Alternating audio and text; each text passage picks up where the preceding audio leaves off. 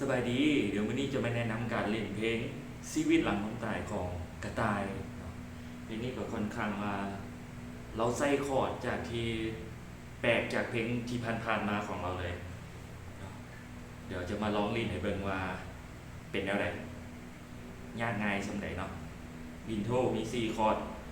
BM7 E7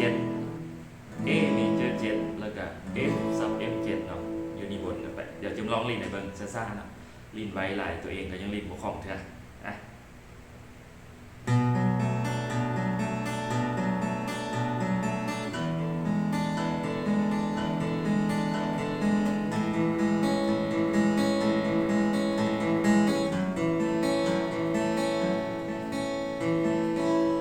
ไปไหนคล้ายๆอยู่เนาะ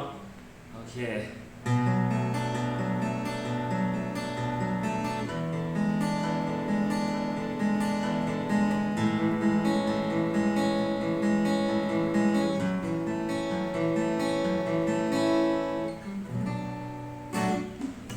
สำหรับการลินมันจะแยกออกมาแนวนี้เนาะ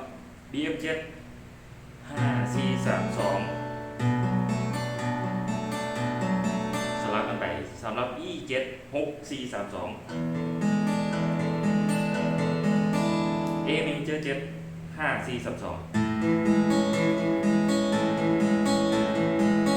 F sub M7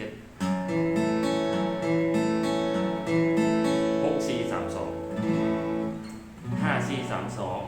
6 4 3 2 5 4 3 2แล้วก็6 4 3 2เป็นไงลองไปฝึกกันเบิ่งเด้อเนาะก็บ่ยากหลายขอขอบใจ